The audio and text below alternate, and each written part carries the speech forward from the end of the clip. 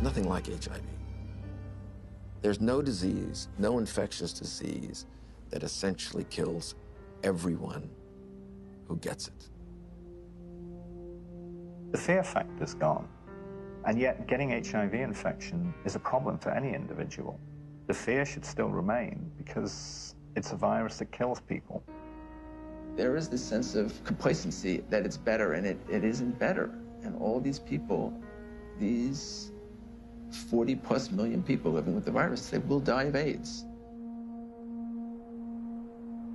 Over the past 3 decades, humanity has rallied together for the AIDS cause.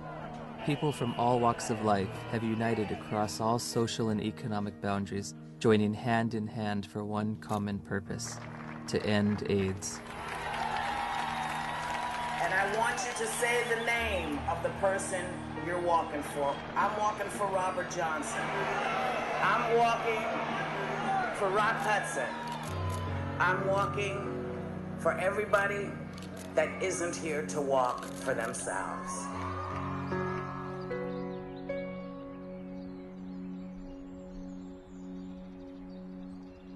The statistics are growing, all except for one. That's the amount of people cured, and it's still 0. In theory, we could cure AIDS on a piece of paper. Maybe someday it'll come. I can't say when. Despite all the major progress we have in chemotherapy of those patients, none of these patients got rid of the virus. I don't think the pharmaceutical industry is very interested or invested in a cure. You know, I don't mean to be too cynical, but the reality, I think, is that, you know, the situation they've got now, which is lifetime treatment with expensive drugs, that kind of suits them pretty well. A cure is going to require some very tricky and sophisticated molecular biology, and I frankly don't see it happening. Ever? Ever.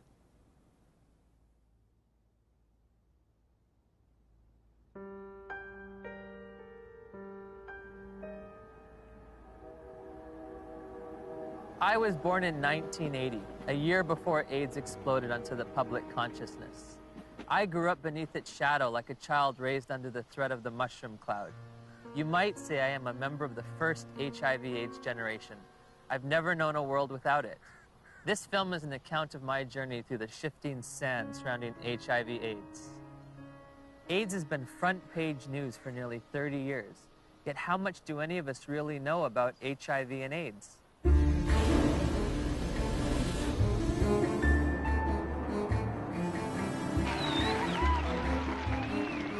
What is the difference between HIV and AIDS? I don't know exactly. HIV is wow. HIV 是它的病毒，那 AIDS 是那个病，所以两种是完全不一样的东西。It's the same AIDS thing. is the actual disease. It's the same I don't thing. know really. I don't know the difference. I know HIV is less deadly. Pour moi, il y en a pas forcément. Enfin, c'est vrai que j'établis pas de différence entre les deux. What would you say is the difference between HIV and AIDS? Yeah, there's not a big difference, is it? HIV/AIDS is just the starting point. HIV is a virus. The actual virus is AIDS. People around the globe were just as confused as I was. So I sought out the world's leading HIV/AIDS authorities, among whom were the discoverers of HIV, the key White House advisor on AIDS issues, and the executive director of UNAIDS' global response to the epidemic. Meeting with these distinguished experts, I candidly asked, what is the difference between HIV and AIDS? The difference between HIV and AIDS is a really critical concept, and unfortunately it's one that seems to escape a lot of people, or just they don't remember it after hearing it. HIV is a virus. AIDS is a syndrome caused by infection with the virus. So you don't get infected with AIDS, you get infected with HIV, and that causes AIDS. The biggest problem with the HIV theory of AIDS is HIV. There is a group of AIDS denialists that say that HIV does not exist and has never been isolated, which is as bizarre as it gets. We do not say that HIV doesn't exist. What we say is that the presently available data does not prove the existence of HIV. The reality is that HIV does exist and does cause AIDS. I mean, the evidence is incontrovertible. HIV causes AIDS. All right, that's a theory that's there. Let that theory be there. But let's have some other conversations. Let's have some other research. Let's have some other funding. Maybe something else is working here. No. Why nearly 3 decades since its discovery does there continue to be debate over HIV? Why is there no cure in sight? To answer these questions, I needed context. The past is prologue, so my journey begins with a step back in time.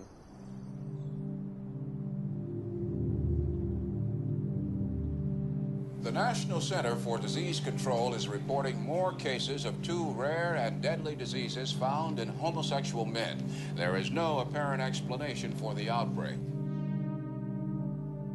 Obviously, this is an issue with great emotional fervor, but... How can we stay unemotional when people are dying every day from a disease the CDC has yet to name?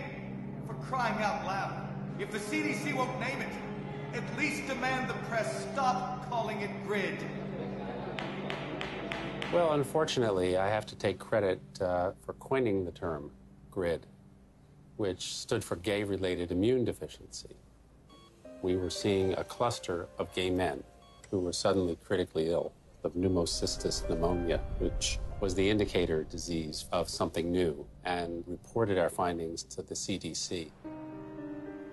I was the chief of the STD division at the CDC at that time, when the draft report of 5 cases of pneumocystis in gay men came across my desk for review.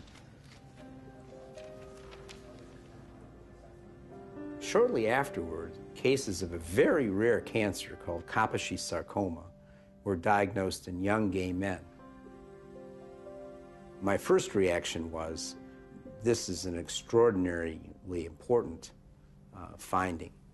The CDC was looking for something like that when it came along. They were looking for it already. They were hoping there was going to be a new plague because polio was over. The CDC's budget was getting decreased. This is back in like the early 80s. There was double-digit inflation, a very high unemployment, a rapid military buildup, and a threat to decrease all domestic programs. And this led to reductions in force in the public health service, particularly the CDC.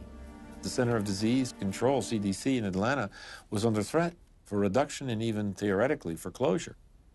There were memos around the CDC that says, we need to find a new plague.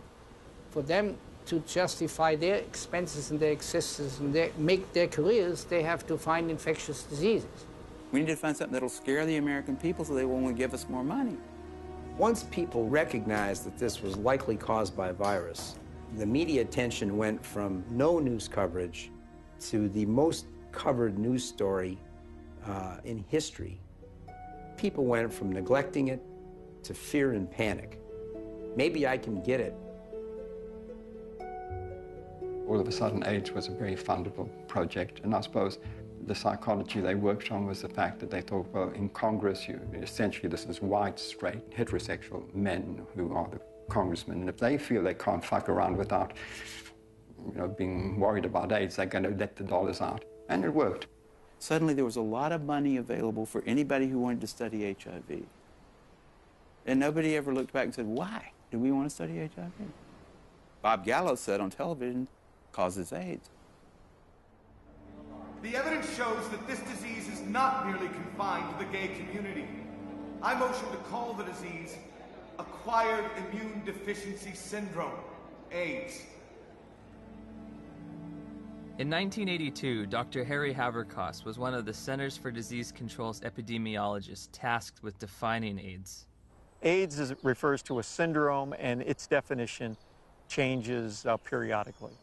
AIDS is a chronic disease. It's based on its immunodeficiency. AIDS is not a disease, right? AIDS is a whole lot of different things. Depends on what country you're in. When your CD4 count falls below a certain arbitrary level, by definition, you have AIDS.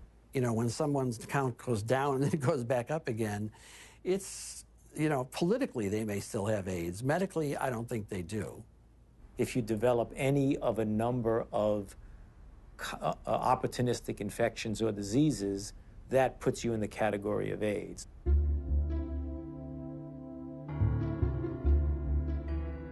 We don't even know what AIDS is. AIDS is so hard to define because they change the definition of it every year. The definition of AIDS has broadened over time. It was revised in 1985, and then again in 1987. The changes in the definition have been political. Every time they change the definition, the numbers go up. The definition has changed many times. The biggest change was probably in 1993, which they then, added the CD4 count and HIV, and, so you could not even be ill, but if you had a CD4 count consistently below 200, you now had AIDS. A closer look at the Centers for Disease Control's documents reveals that AIDS numbers actually declined in 1993, but a retroactive definition change increased the estimates by more than 100%. The more diseases they could lump into this AIDS syndrome, S stands for syndrome, the better the chances are they get patients under that umbrella, the more patients they could catch. As time goes along, definitions get used for a variety of issues, and some of those are not based solely on scientific decisions, but politics and capitalism and reimbursement comes into play. For example, a person with hepatitis C, even say here in San Francisco, if you've got hepatitis C and only hepatitis C, you're shit out of luck. Having an AIDS diagnosis, I get a free apartment. The city of San Diego pays my apartment. I can have the state of California pay for many medications related to HIV. I get Social Security benefits. I can get discounts on my supplements at the local health food store. I also get food stamps and in-home supportive cleaning services. So I was basically a healthy person walking around, and yeah, I had all these wonderful little perks, You get all these benefits, that we fought for and got. But the end result has been a sort of an imbalance. We succeeded, and I'm glad we did, but it is a little unfair. Politics, insurance, capitalism, benefits, you can be sick or healthy. I never would have thought that AIDS was so convoluted. Right. Well, as I said, that has changed. How you define that scientifically has changed quite often. Which just makes it difficult to, for the lay people to understand. It makes it difficult for me to interpret the numbers.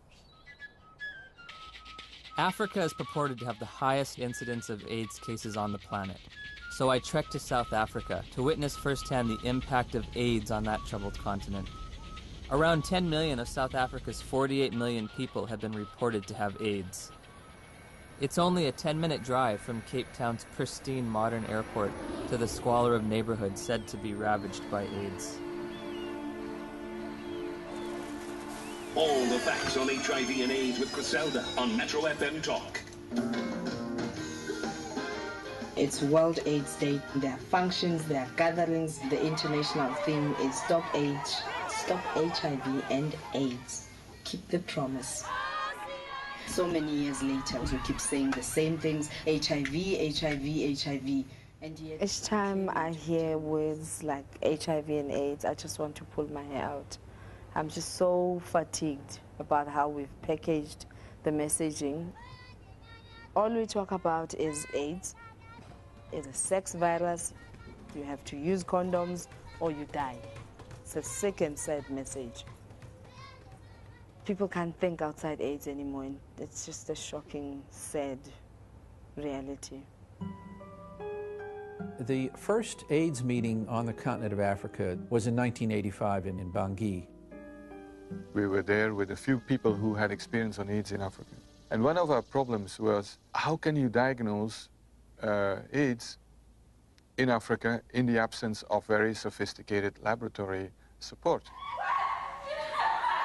Even though by 1985 there was a HIV test, most of Africa didn't have access to it. So one of the things that we did in that meeting was to sit down and hash out the so-called Bangui criteria for the diagnosis of AIDS in Africa. The idea was, what would be a simple way for a clinician to look at a patient and say that this patient likely has AIDS? We say somebody who has a combination of certain signs and symptoms like major weight loss. And if you have a combination of that, you can say this is probably somebody with AIDS. They wanted a clinical case definition where they could decide that someone had AIDS just by looking at weight loss and persistent fever and so on. It gave something to clinicians in Africa to diagnose AIDS. And that helped in the overall effort to count cases, because we needed to know what was the impact of the epidemic. They could discover AIDS all over Africa at that point. They could say that we are all at risk, but they could say it's spreading around the world. They could say it affects women as much as men, because almost anyone in an African hospital could be diagnosed with AIDS without having to do the HIV test at all. Whole nations have been led to believe that, in some instances, that they've got large percentages of their population infected and doomed because of this supposed sexually transmitted virus. It's such a tragedy. Daniel, Jambo, lot of people here is very sick and is very dying. What kind of sickness do you see around here? It's HIV/AIDS. What is AIDS? We don't know. We don't know. So here you're living in a mud hut, and here come white men with doctors who you respect, and they tell you that there is now among you an invisible disease, and it gets into your blood and can stay there unseen for years, and when it manifests itself, it's going to manifest itself in the forms of diseases you've always known. Maybe if you look skinny, if you lost weight, maybe they'll simply say, hey, you have AIDS, or you're coughing a lot, maybe. They'll say you have the disease. This cannot help but create extraordinary paranoia in people's minds. They say, well, what is going on with us? My neighbor next door he's got malaria. Does that mean that he's actually got this dreadful disease that the whites are talking about? Like I could be fat now, then the mentality is that if ever I become teen, then it could be one of the symptoms. I have to ask myself, why now? Why at this time? Dr. Christian Fiala argues that many doctors have misused the Bangui definition. In the era before AIDS, we had to admit we don't know the diagnosis and we could hypothesize. But nowadays, what doctors do is, well, if we don't know what it is, it must be AIDS. We did have patients with the conditions we now regard as AIDS defining, even before the advent of AIDS. People could have TB and not have HIV and fulfill the Bangui criteria. They'd lose weight, they'd have TB, and they could look like they have AIDS when they don't. Is this Bangui definition still being used today? I'm fairly certain that in many parts of Africa where there's still little or no testing available, that definition is still used, and I wouldn't be surprised that it's used in the poorer parts of Asia. This word AIDS, I don't know what it is anymore. I don't know what we're talking about anymore when we talk about AIDS. AIDS is one thing in Greenwich Village and a very different thing in Kampala, Uganda. I visited the World Health Organization's website searching for answers and discovered there are currently more than 12 different definitions of AIDS worldwide.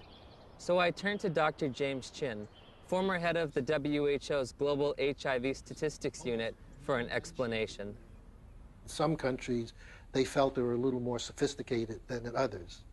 And you have, along with the epidemic of HIV, epidemics of HIV/AIDS experts. And some of them will not necessarily adhere to any international definition. They'll make up their own definition. High school biology class taught me that diseases and syndromes cannot differ from country to country like languages. It was becoming clear that HIV and AIDS were distinct, separate entities, and that AIDS was diverting my attention from the real culprit, HIV. Where to next? The place millions have had their lives changed forever. She says, we have your test result, you need to come in and get it. And I was like, tell me now, Cheryl. She was like, Kim, we really need you to come in and tell me. I said, then I know it's positive, Charlotte. You would just tell me over the phone. And she's like, Kim, don't panic. You can still have a normal life. I can still remember his face. I can remember his eyes. And all he said was, I'm so sorry. I think you should put your affairs in order, and you might have 5 years. I said, Cheryl, I have to get off the phone right now. I have to go tell my dad. He started crying. This isn't the way it happens in the movies.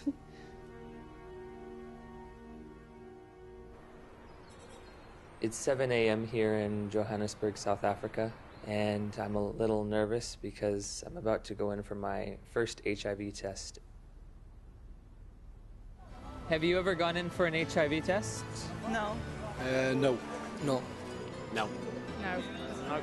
Yes, I have actually, a few years ago. Were you nervous, apprehensive? I was very frightened. The nearest testing center wasn't in a hospital or in a doctor's office, but on the main concourse of a bustling train station, beneath a few portable tents. HIV testing facilities are everywhere, from street corner kiosks to shopping malls.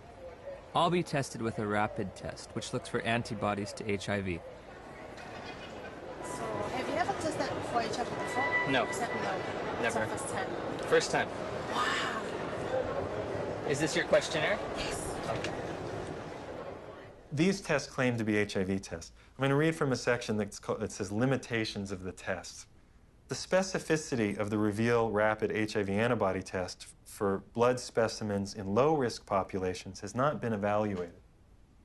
They don't know, in their terms even, how well this test is going to work in people they don't want it to work in, low risk. We don't think you're at risk. Tell me about your sex life. My sex life? Us? Okay, since you haven't exposed yourself, lied, sex, you're not homosexual, you're gay, you know your story. Yes. Let us go and find out.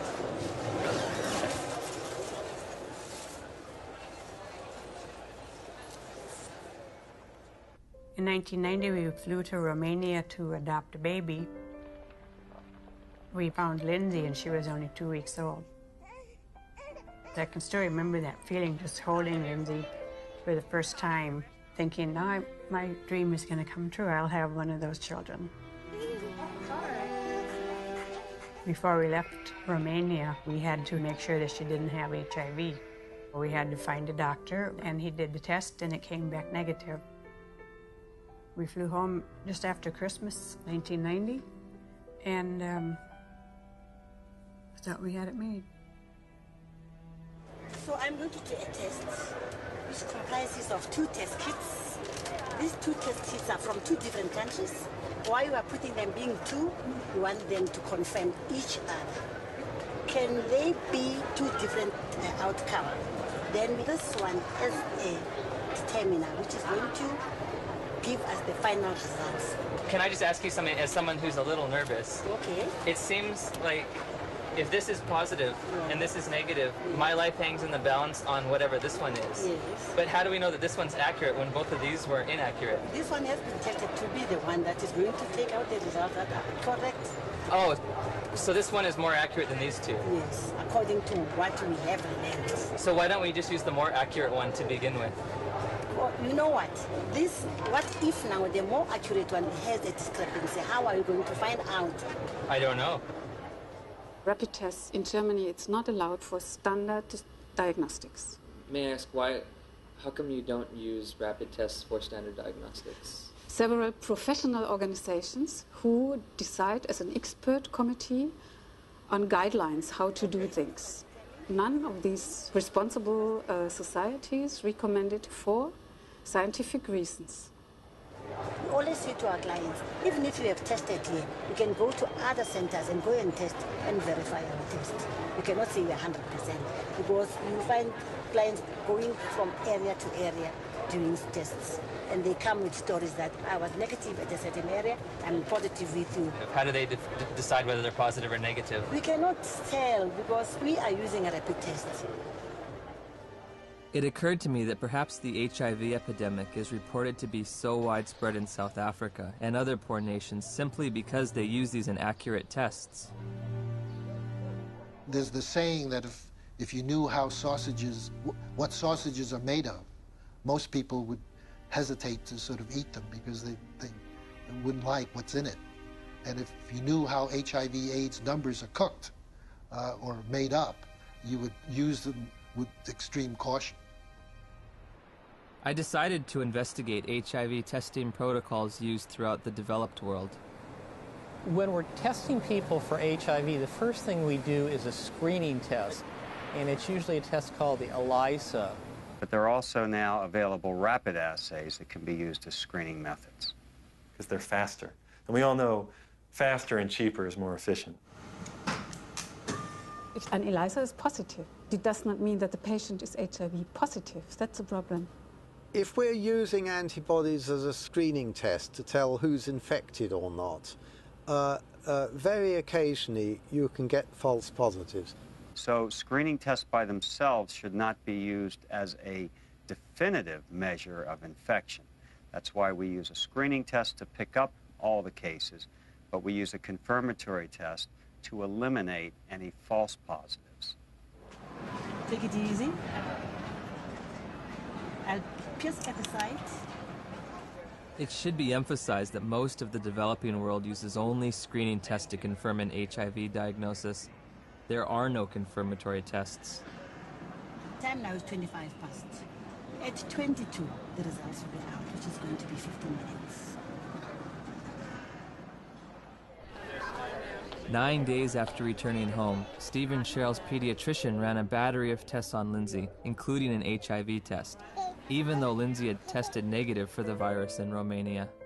Dr. McHugh called us and said, we run into some problems with the testing that you did at Methodist Hospital, and you'll need to come right in and see me. I said, well, what is it? She says, well, I'm not going to tell you over the phone.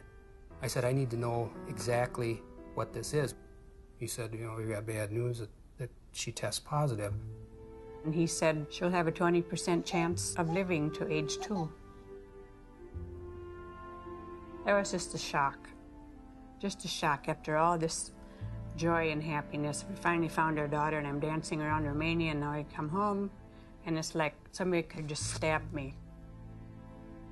And then I had to call my mom, and that was the worst phone call I've ever had to make, because I even remember saying, that poor girl, she's just not gonna make it. So that we don't have to go to somebody and say, well, you might be infected, but it might be a false positive. We do a second test. That's a test usually called the Western blot. In 1992, when I was told by my doctor that I was HIV positive, that was only a verbal admission to me. She didn't give me the written paper that came from the lab that tested my blood. I found out that it says this indicates possible infection by virus. There can be mistakes from the antibody test, and there are conditions that can cause the test to be inaccurate. Now that I've got the package insert for that test kit, it says positive results using any specimen type should be followed with additional testing. But this is the test that they use to confirm with. This has a margin of error done properly that's extremely low. In other words, it's one of medicine's better tests. I don't think the Western blot is a useful diagnostic test. I don't think it's worth doing. Did he give a reason? Anybody can say anything. I think it's stupid to drive a car. But come on, you got to give a reason. It's a useful prognostic test. Once you know that someone is infected, then you can follow their antibody responses well with Western blots. I'd say he's absolutely wrong. It has a complete usefulness. You don't need a Western blot. And it's become a dogma in HIV research that you need one ELISA followed by a Western. You don't. You need 2 different kinds of ELISAs made in 2 different formats. Would you ever want to confirm somebody is positive using just ELISAs? No, never. It's against the rules. It's against the recommendations. It's a turbulent sea of argument about how can we use this test? When can we use this test? Why does this test have no standard? We have a group now of about 40 patients that have no detectable virus in their body, but they're not being treated. So the first question is, are they really infected? So the Western blots can have false positives? No, the Western blot was negative too. But they were told they were positive by a lab, yes, that misread the Western blot. Heavyweight champion Tommy Morrison tested positive in 1996. 11 years later, in 2007, he tested negative multiple times, allowing him to return to the ring. There's constant discussion in the community of people who do diagnostic testing and the blood bankers about how to read these tests. When you're looking at this Western blot, how do you determine what is a positive? You need a certain number of bands being present. It depends a little bit on the producer of the test. It depends on the manufacturer. Is there different criteria for what might be a positive? Yeah, there are different criteria from the manufacturer. Thank you for the word. And also there are guidelines from the WHO and UNAIDS. Well, HIV infection is diagnosed with rather now routine laboratory tests, which for which there are criteria for diagnosis established by the manufacturer, FDA. Claudia showed me the package insert that comes with the Western blot. It contains 8 different sets of criteria for diagnosing HIV infection. Because of the different criteria that apply in different countries, you can be considered, you can test HIV positive in one country and be given an AIDS diagnosis as a result of that, whereas in another country you won't test HIV positive and you won't be given an AIDS diagnosis. It's ludicrous that you can be positive in one country and not positive in another.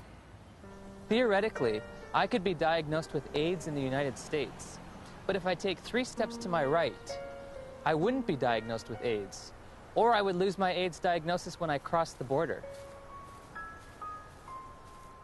In 1992, I was encouraged by a doctor to take what's called an HIV test as a matter of social responsibility, and I was shocked and devastated and horrified when the results came back positive. It was one of those moments that everyone fears their whole life. A week later, I take the same test to an AIDS specialist. He looks and says, "This isn't a positive test. I don't know what this test means." Since a false positive looks like a true positive, how can you ever distinguish whether it's truly a positive or a negative? Well, that's a great question. It's going to be very hard to determine a false positive. So I take the test again, and this time my results come back marked from the lab indeterminate. I'm faced with the decision, do I want to wait 6 weeks to test again or do it right away? I opted for right away. My results that time come back positive. Took it again, came back negative. I took it again, positive. What happens if you're positive on one criteria but negative on another manufacturer's criteria? How do you decide who's infected and who's not?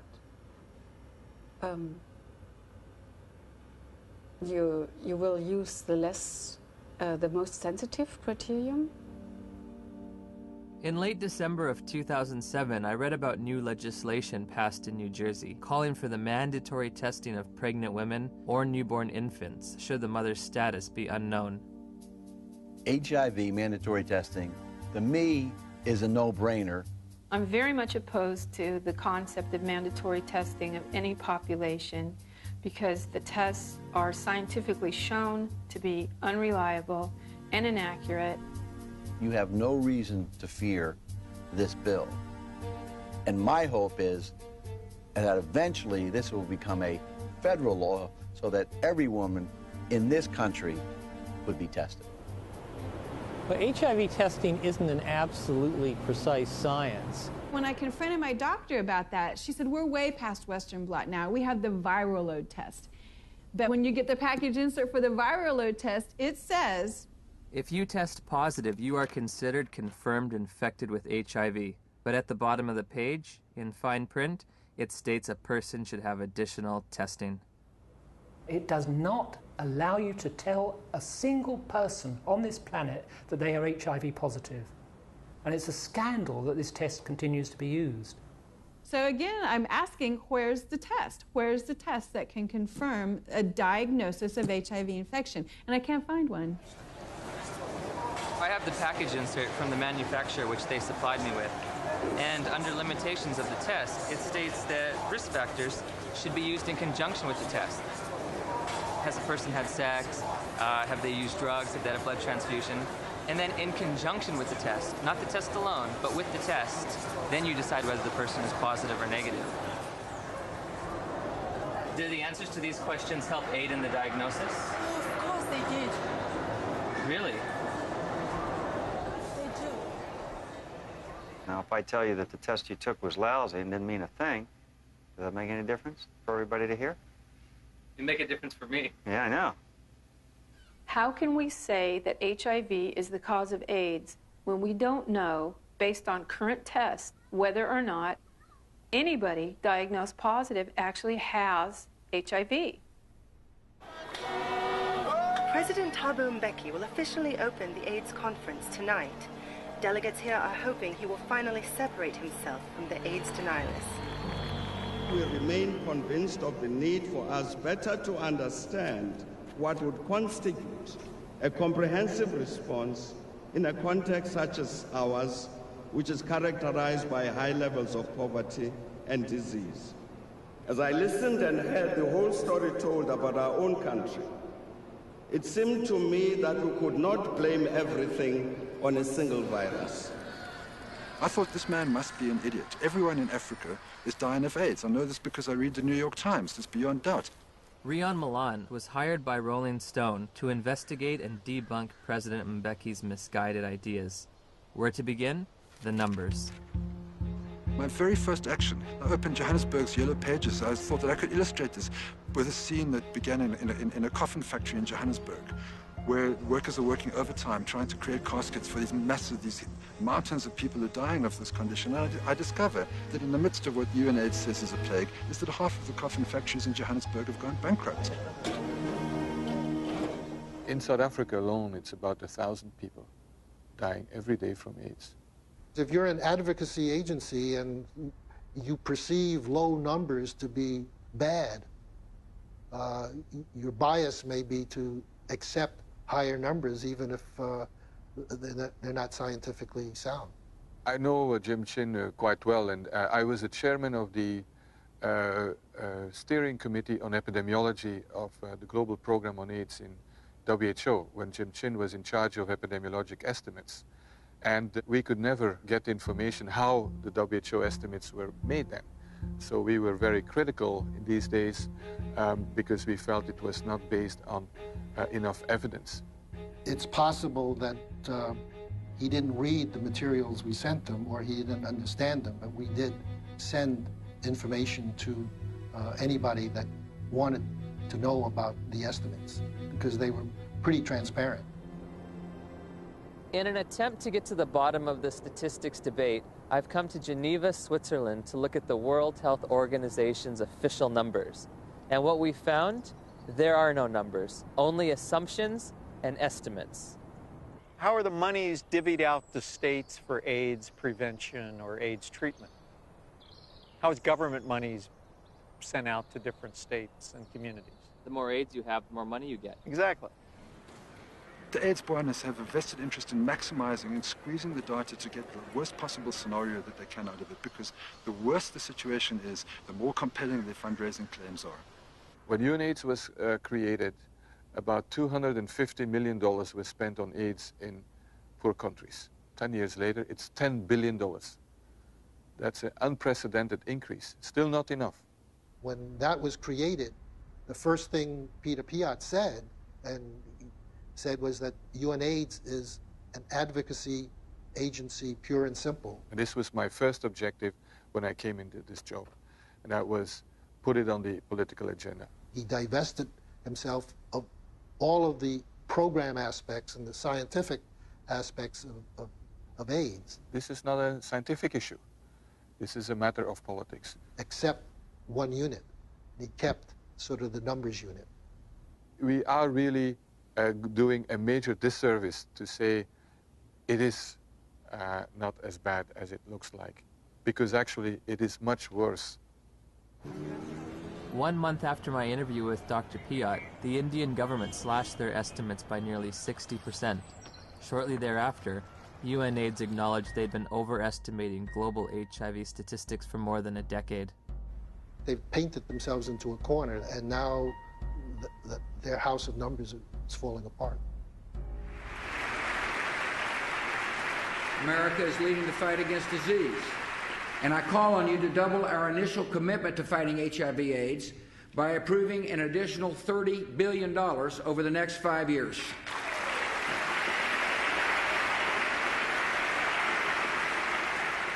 Global corruption, misuse of statistics, in order to convince people that there's one hell of a problem out there, guys, and we've got to go and do something about it. If you look at the real world, you know, how many people are infected, diagnosed to be infected, and eligible for treatment? There are very few compared to the number. In April of 2008, Congress approved a $50 billion expenditure for AIDS treatment and prevention.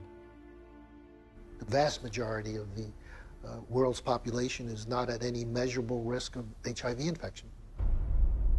No measurable risk. Growing up in the age of AIDS, I was taught there were 3 certainties in life: death, taxes, and contracting HIV from unprotected sex. If you don't use a condom, there's a lot of chances that you can actually get the killer disease that is AIDS. I did a study of the heterosexual transmission of HIV in California, and we recruited individuals who were infected with HIV. Then we recruited their sexual partners, and we looked at whether transmission, in fact, had occurred. Padian runs a study. It's a 10-year study with the world's most virulent, terrifying sexually I mean, this thing jumps, excuse me, off of penises into vaginas miles away. How many of them do you think, after 10 years, with the world's most terrifying, virulent, sexually transmitted disease, came up positive? Nobody. Nobody. Nobody who was negative came up positive. 0. I think HIV is more difficult to transmit than than a lot of, probably most other sexually transmitted diseases. I mean, I think that's pretty widely known. If I were to have unprotected sex with somebody who is HIV positive, how many acts would I have to engage in before I got the virus? Just one. I think one would be enough. First act? One is enough. Remarkably, HIV is a difficult infection to transmit. This contradicts everything I was ever taught about the sexual transmission of HIV. AIDS is the best example of what's really scary and alarming and dangerous about our culture right now, which is that it's a culture of PR. It's a public relations phenomenon. The truth doesn't matter. What matters is the image. If we were talking about reality, the reality is that AIDS is over.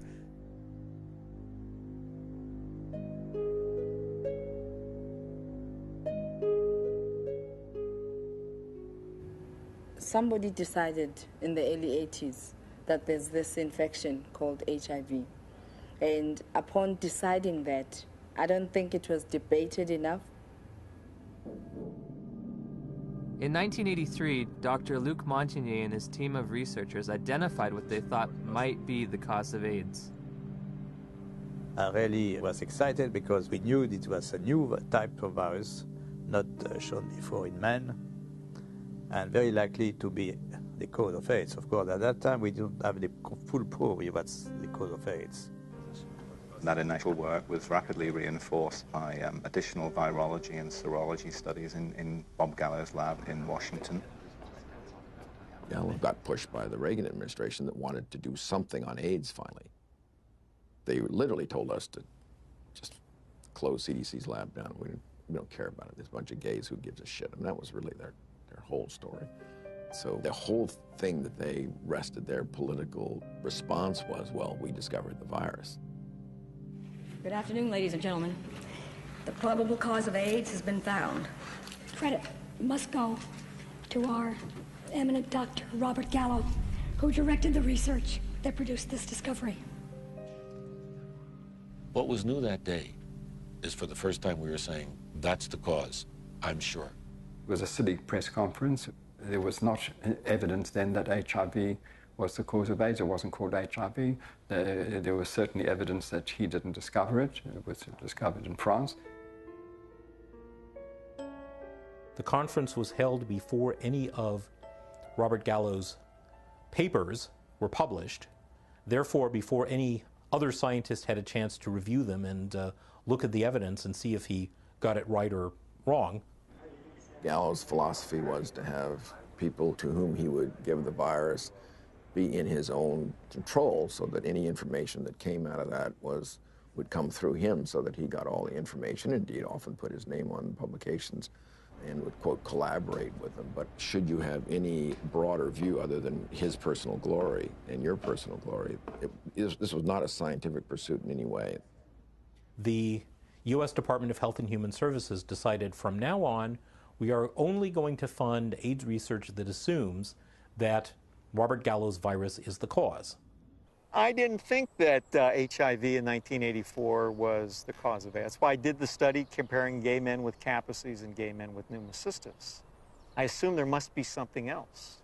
If you go read my paper from 1985 that Kern and Jaffe would not sign on to, I actually lay out the cofactor hypothesis in that paper.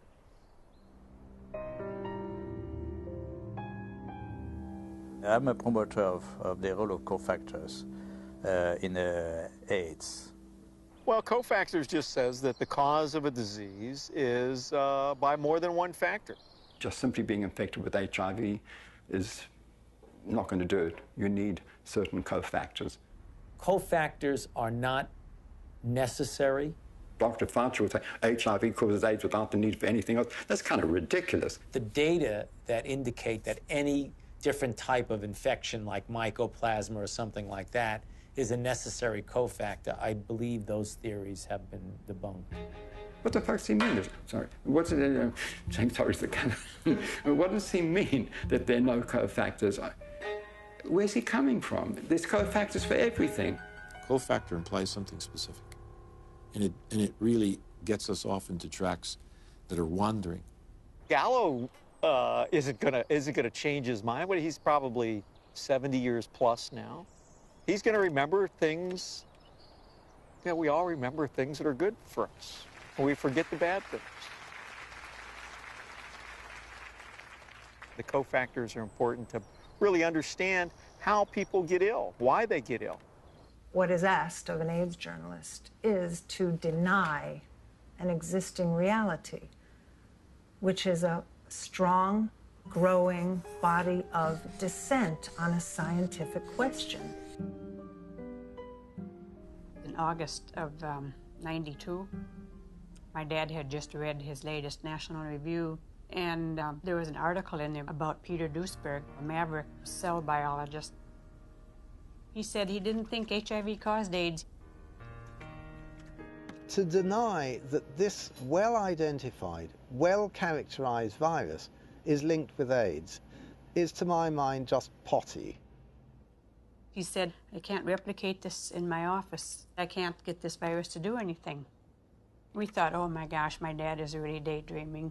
He's trying to wish this all away because he knows how upset we are. Just wish it all away, and you know, everybody will be gone happy.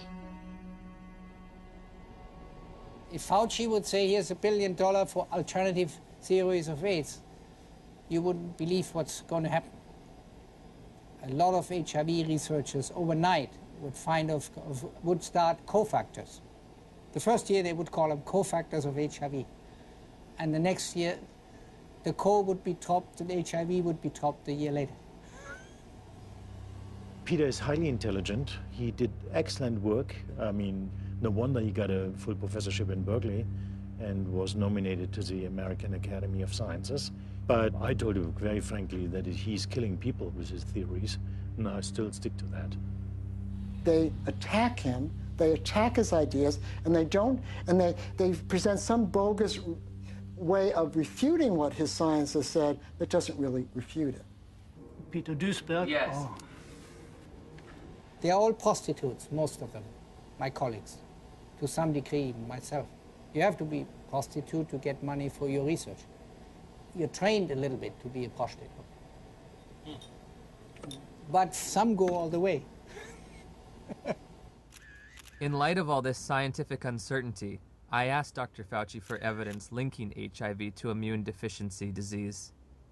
When you put the combined findings of the initial characterization as a distinct retrovirus isolated by Montagnier and his group, together with Gallo linking the virus to being the cause of AIDS, and they put those things together, and that's how we have a confirmation of the causative agent of AIDS, namely HIV.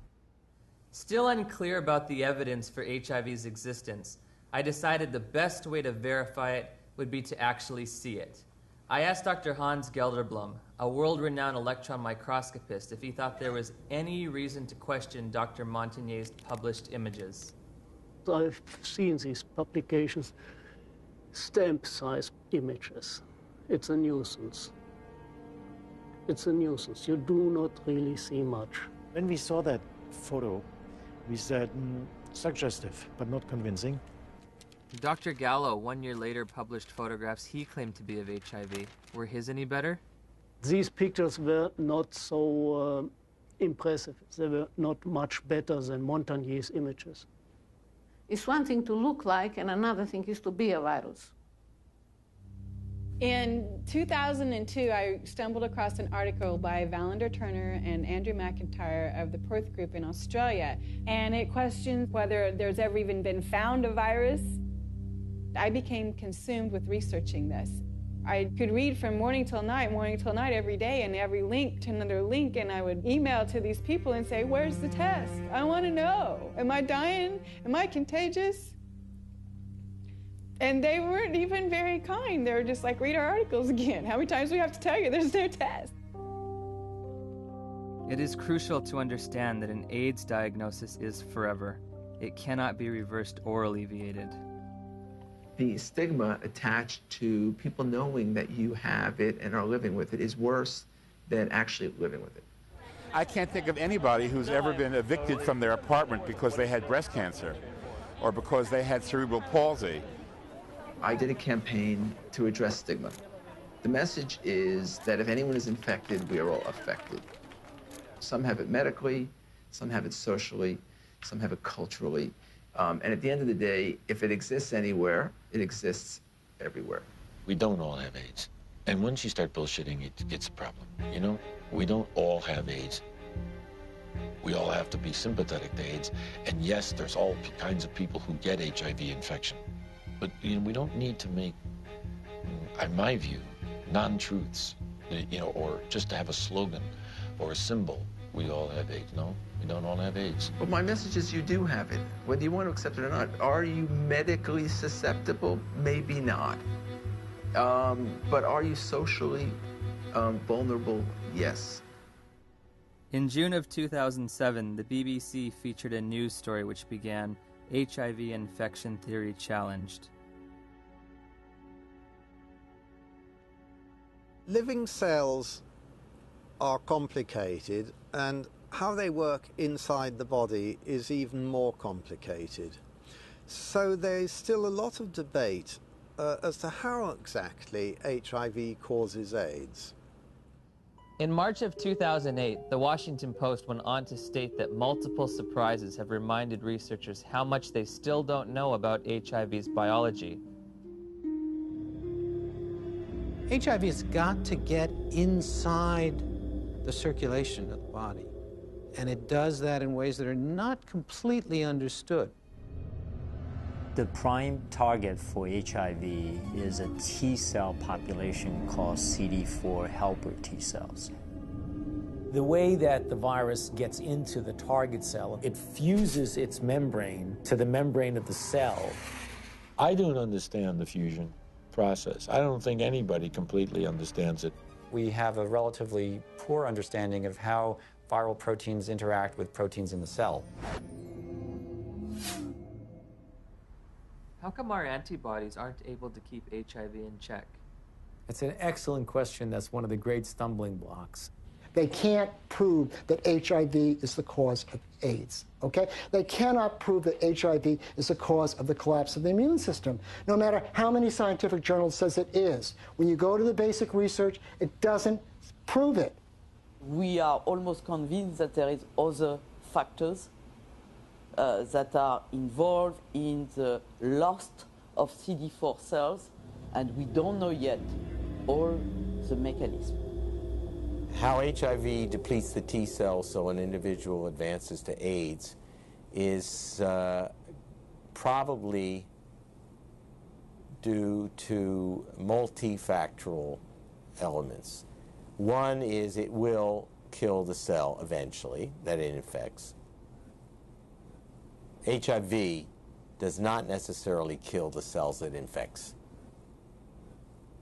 Some T cells are directly killed by HIV, and other T cells keep the virus in check. It's a silent state within the cell, and I think in many cases these cells can return to a normal function. Can that cell return to a normal state? I don't think so. When I was told I was HIV positive, I accepted that on a very deep level. But only by having the courage, the open minds, and the open hearts to answer these questions are we ever going to know how to help people, how to do what we need to do to help people. In late 2007, Science Daily reported that 3 prominent research teams had published papers in the Journal of Immunology challenging the theory that the sudden loss of T cells triggers disease and AIDS. The details of HIV pathogenesis, how HIV kills people, are still being worked out. If the sudden loss of T cells in HIV-positive individuals can't explain why people get disease, then there must be cofactors that cause people to get sick and die, or factors that have absolutely nothing to do with HIV. While researching HIV hotspots, I began to realize there is a direct correlation in these places with another condition that leads to immune deficiency and death. I think it is important to keep in mind, especially for us in the West, that poverty is not a romantic issue. It is a deadly issue. Poverty leads to diseases and premature death, period. When you look at the symptoms that they talk about, for people that are HIV positive, you find that some of them, they are more related to malnutrition. Their nutrition is not very equilibrated. They are in oxidative stress, even they are not infected with HIV. So their immune system doesn't work well already. People are hungry, they're underdeveloped, there are no hospitals, there's no proper medical care. You take away poverty, you're giving people an ability to fight infections. These are toilets. Yeah. We don't have flushing toilets. When flies get into the toilets, they actually come back to touch our food, you see. And look, we need to take that food. And we don't know which infections are there. How do you expect people must survive in these places? Look there.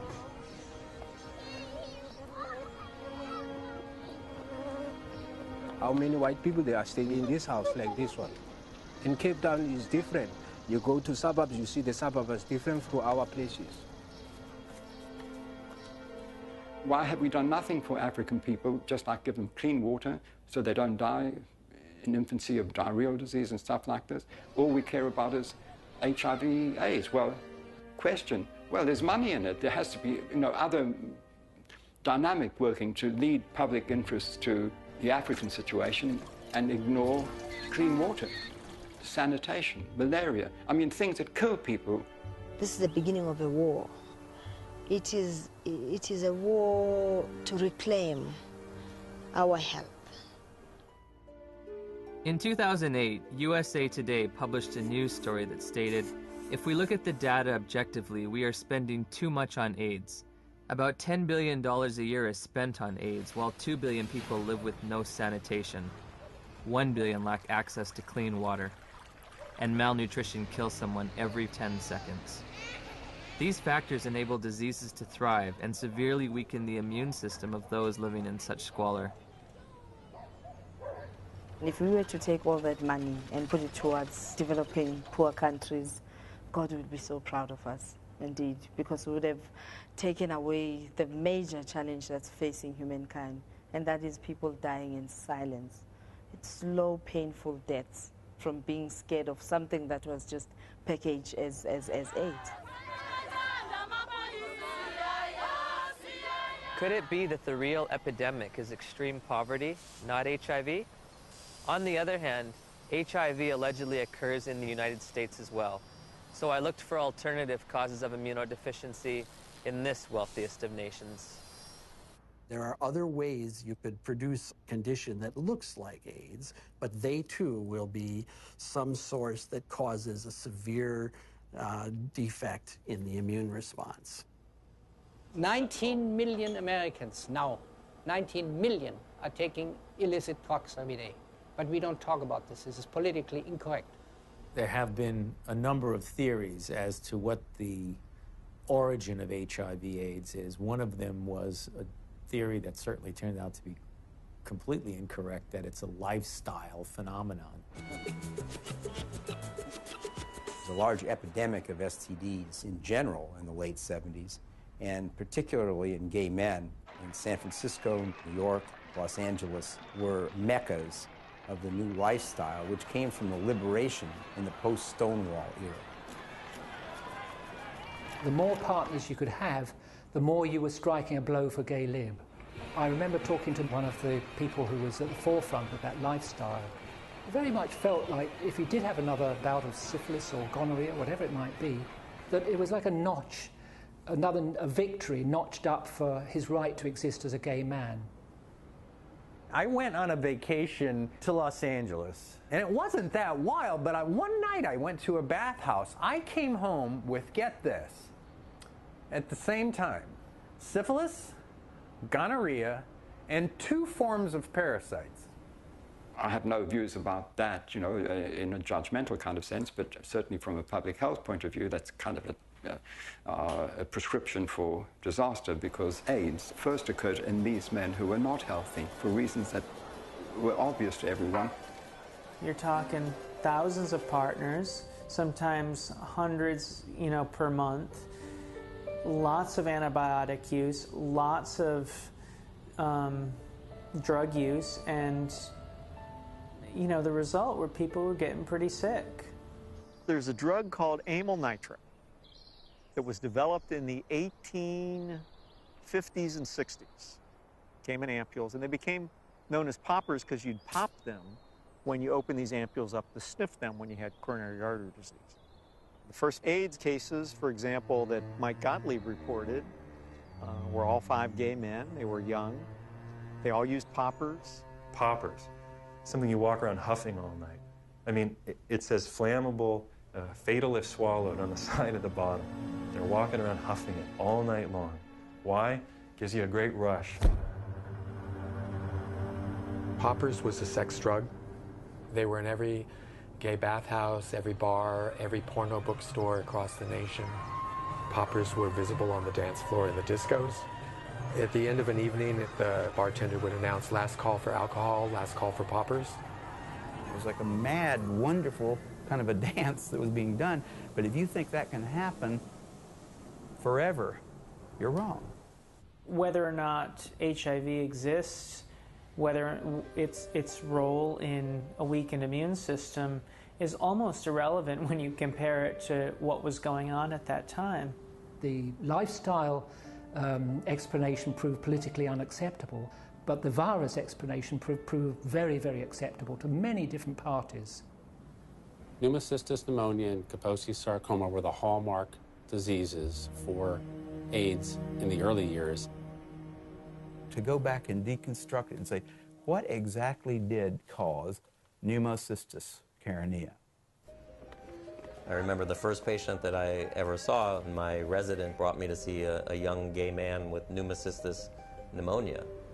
I knew a little bit about the use of poppers or amyl nitrite inhalants, and I started asking the patient if he used them, and it turned out that he was a very heavy user of amyl nitrites, and much to the surprise of my students, I said, I think the man probably has destroyed his pulmonary immune system by inhaling this toxin. What exactly caused Kaposi sarcoma? We know that now. It was amyl nitrite. We saw KS decline, interestingly parallel to the decline in popper use. We now know that Kaposi sarcoma is caused by a second virus, the human herpes virus strain 8. To rescue comes another virus. As always, when you're in trouble, you find another virus. If one wants to look at really what causes this, we've got to look beyond just HIV and just beyond HHV8. Calling it a disease, see? And to give it that name, AIDS. So everything's included under that, and you don't have to just say, I mean, if you just said, you know, these people are getting a lot of weird diseases, all kinds of diseases, it wouldn't have had the same impact. It was much better to say, there is an infectious organism on the loose in America, and it could get you.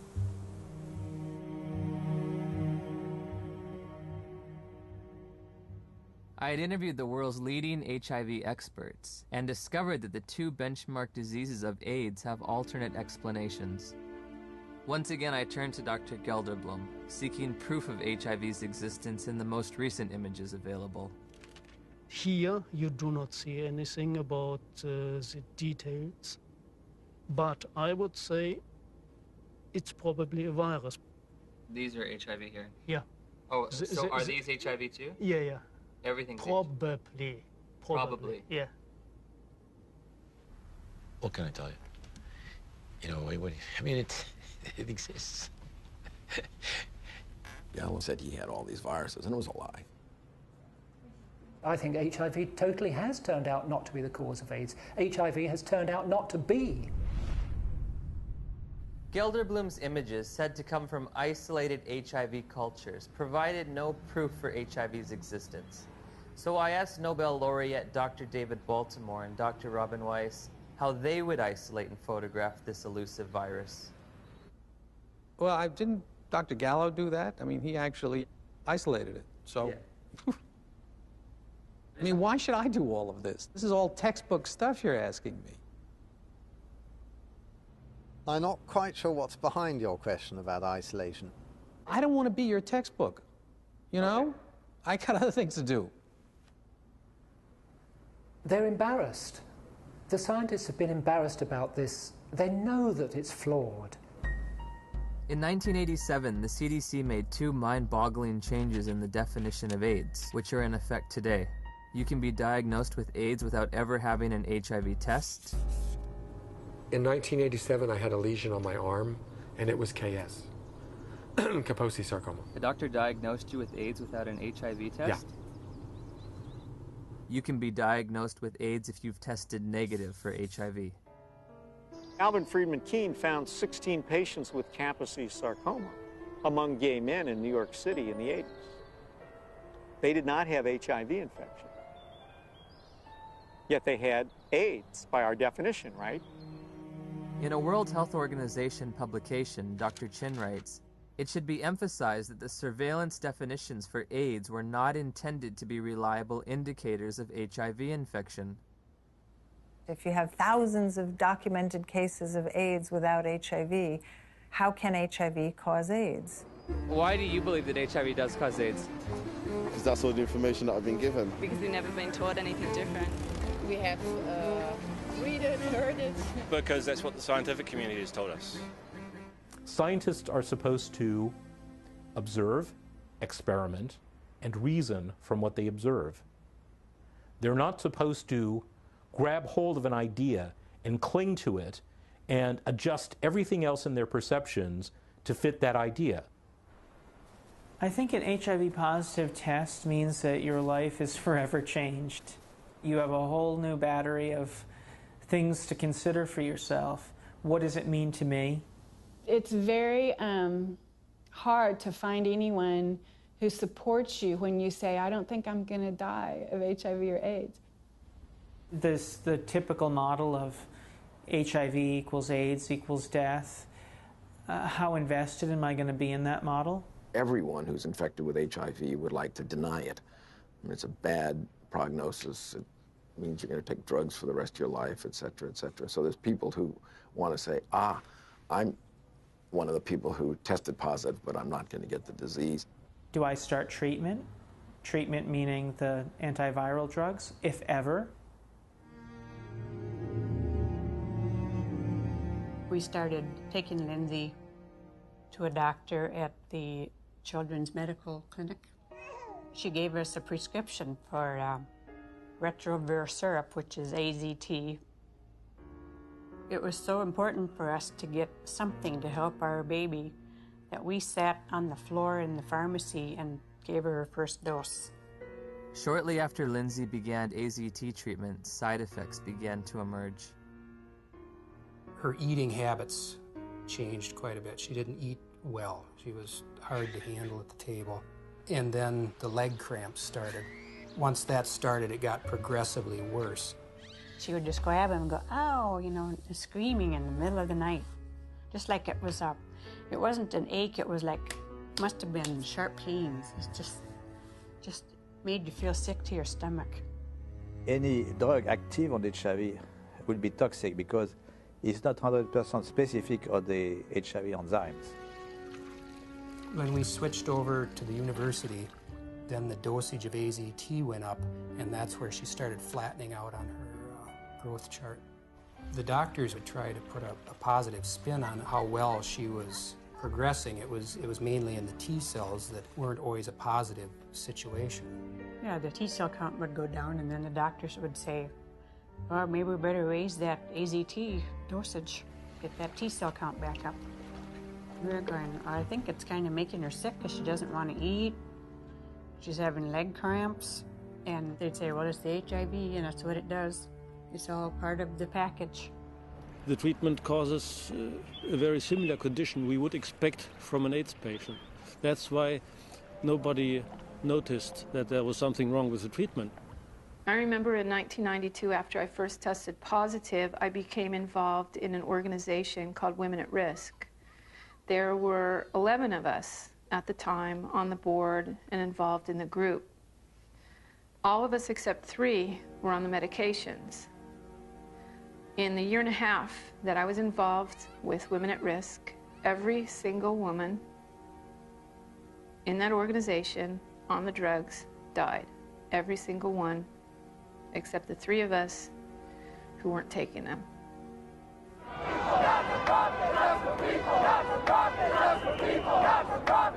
We weren't just given handfuls of AZT, we demanded it. AZT should be praised. Where is your humanity?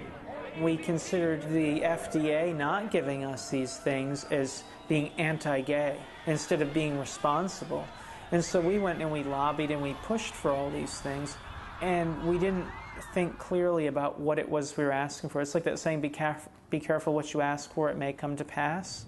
That's the very reason why everybody believed HIV is a deadly virus, because the HIV-positive patients at that time got a deadly treatment. Despite the billions spent on the drug, tens of thousands of people with AIDS have died. And now a growing number of studies are questioning the drug's usefulness.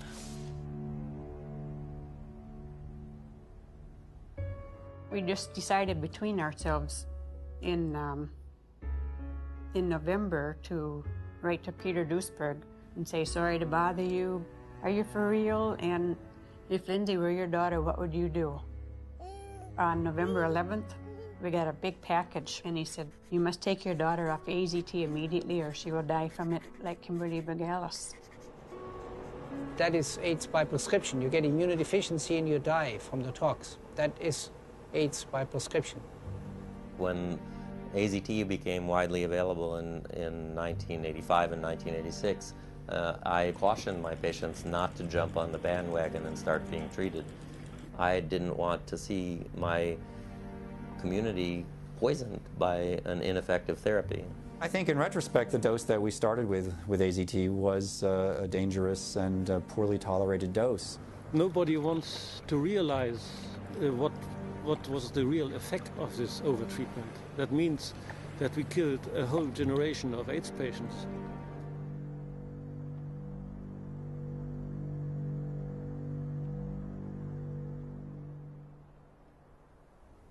In '96, David Ho announced highly active antiretroviral therapy.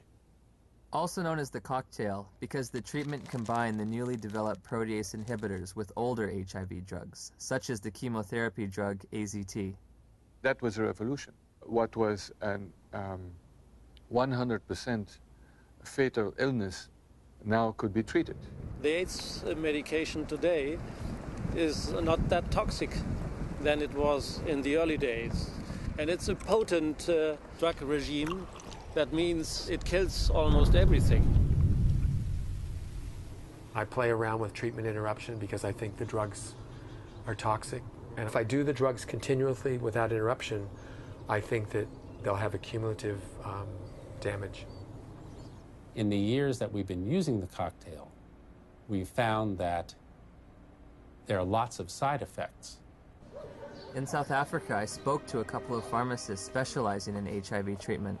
How often do you see side effects in patients? Yeah. All the time? All the time. Almost all the time. We saw the lipodystrophy, the buffalo humps at the back of the neck, then the lipoatrophy, which is the loss of fat in the face and the arms, giving people a very gaunt look. The risk of heart attack seems to be increased in people on these drugs. With what we have now, the side effects eventually are going to outweigh the benefits. So patients really do better for the short term, but in the long term, they die also. In 1994, Audrey Serrano tested HIV positive. While initially healthy, she was prescribed AIDS drugs which nearly killed her and left her scarred for life. In December 2007, after multiple negative tests, she was awarded $2.5 million in damages. Some people are very fortunate. They don't have these side effects, but many people do. So prolonged treatment is impossible. I know people that are like horses, have no impact with some drugs, no side effects, and somebody else falls apart. The new generation of antiretroviral drugs are less toxic. They can be more tolerated. But for how long? I agree. We cannot give a treatment for life. It's not like insulin, you know, it's something which is toxic. Has a patient ever died from the side effects? Yeah, sometimes it happens. AIDS drugs are all classified as black box drugs. A black box drug is the most severe warning that our FDA will put on a product. It means you could die taking this because other people have died taking this. My sister Joyce was my best friend. She's a great mom and just a very lively person. In 2003, Joyce found out she was pregnant with a second child. She was offered an HIV test as standard prenatal care by her obstetrician. She called me at work and she was like, I got something to tell you. And I was like, well, what is it? She said, I'm HIV positive. So I took a deep breath. I said, well, it's not the end of the world. And she said, well, Nell, I met this doctor today and he's a specialist. And he says, is there some medicines I can take that'll keep my baby from being HIV positive? Nevirapine. Warning. Severe life-threatening skin reactions, including fatal cases. One morning, she was covered in these welts and this rash. It was all over her face. It was all over her chest, all over her arms, her hands. When they're talking about a rash that can kill you, they're talking about a drug that targets the actively replicating cells in your dermis, in your mucosal layers, in your intestine, and stops them from working. And what happens? Goodbye skin. I would never take them. I don't have a problem with other people taking them, but I, as Griselda Kananda personally, looking at the side effects that they come with, looking at the toxins that they present in my body, not now, not ever. I have patients tested in 1985. They were all advised to take treatment, but they declined the treatment for different reasons. Because they didn't want to take toxic drugs because they were feeling well at that time. And how are they doing today? They're still living. Healthy? Yeah. Once we came to the conclusion that this was the drug that was causing this problem, irregardless of what the HIV was going to do, she was going to come off the drug no matter what. If taking her off the drugs meant that she could sleep through the night and be happy for 6 months, that would be worth it rather than live in agony for 2 years or 12 months. You hear a lot of doctors, you hear a lot of educators in AIDS, you hear a lot of people talk about it is probably the drugs that are going to kill us before the disease does.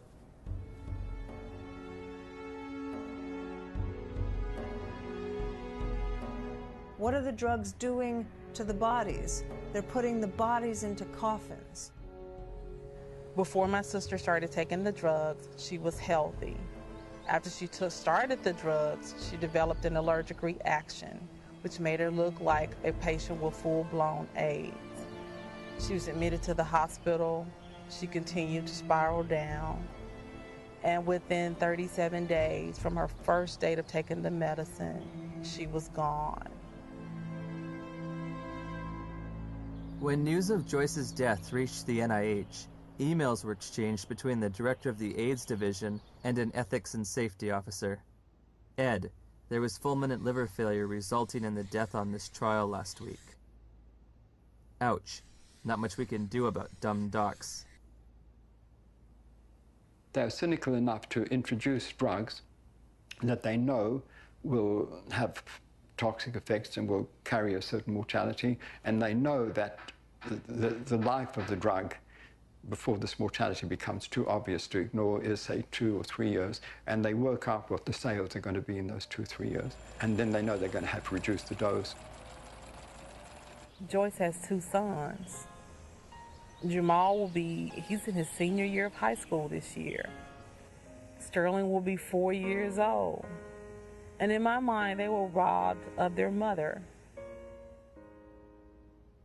If someone's going to be giving me a diagnosis of certain death in 5 to 7 years, I want scientific proof. This isn't a religion. My interest in questioning and breaking and exploring does HIV cause AIDS is an instinct to liberate people from a death sentence that isn't theirs to carry. After we took Lindsay off AZT, her weight did go up. Within a couple of days, the leg cramps went away. And her physical body seemed to be doing pretty well, but it was like she was disturbed. She was agitated very easily. Her lifespan changed all the time after she got to be 2 years old, and then she'd only live to be 5. When she got to be a little older, then they said, oh, she might live to be 7. Yep. But definitely wouldn't live into double digits, and that's just was our life then. Although Lindsay was on AZT for 22 months, she made a full recovery from the pernicious side effects. Lindsay will be 19 in October of 2009. Because it's been surrounded from day one with so much emotion, so much fear, so much psychology, so much drama, very few people are capable of looking at AIDS logically. We can be exposed to HIV many times without being chronically infected. Our immune system could get rid of the virus within a few weeks if you have a good immune system. If you have a good immune system, then your body can naturally get rid of HIV. Yes. If you take a poor African who's been infected and you build up their immune system, is it possible for them to also naturally get rid of it? I would think so. It's very easy to get people to think the right thing if you get the right on the tablet the first time. But once something's on the tablet and you got to erase it and put something else, it's very hard to get people to think differently. The victims of HIV and the dedicated professionals combating it deserve our sympathy, compassion, and respect. However, at journey's end, I find myself perplexed, bewildered at times with an overall feeling of dismay and sadness. I found a research community in disarray over the most fundamental understanding of HIV, all the while presenting a monolithic public posture of authority and certainty. Bluntly stated, we have tests that prove nothing, remedies that kill, and statistics manipulated to the point of absurdity. 90% of global HIV corresponds to areas of great poverty and squalor. Ironically, while we may have been pursuing a phantom killer, a shape-shifting assassin, perhaps the real enemy has been hiding in plain view, clear as day, and as old as time.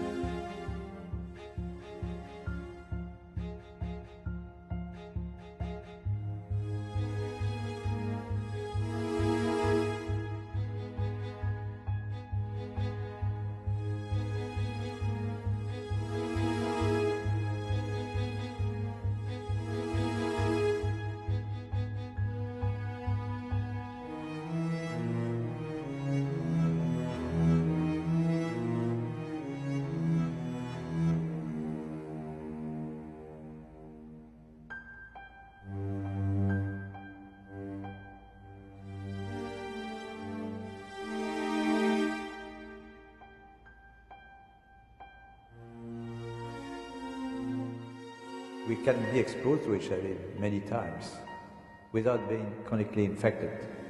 Our immune system will get rid of the virus within a few weeks if you have a good immune system. If you have a good immune system, then your body can naturally get rid of HIV. Yes. How can we say that HIV is the cause of AIDS when we don't know, based on current tests, whether or not anybody diagnosed positive actually has HIV? Some people are very fortunate. They don't have these side effects, but many people do. So prolonged treatment is impossible. Called CD4 helper T cells. What the fuck's he mean? What's it in there? It fuses its membrane. What does he mean that they know co-factor? Where is he coming from? There's cofactors for everything. To the membrane of the cell. There, inside the cells, virus grows, and they form the cells. Gallo isn't going to change that. He's probably in the circulation. Finds other CD4 He's cells going to remember infect. There is an ongoing battle. Cells die, the body will replace those cells that die, but there's not an infinite capacity to do cofactors is important. This really battle between HIV how people get ill, why they get ill. What is asked of an AIDS journalist is to deny an existing reality, which is a strong, growing body of dissent on a scientific question.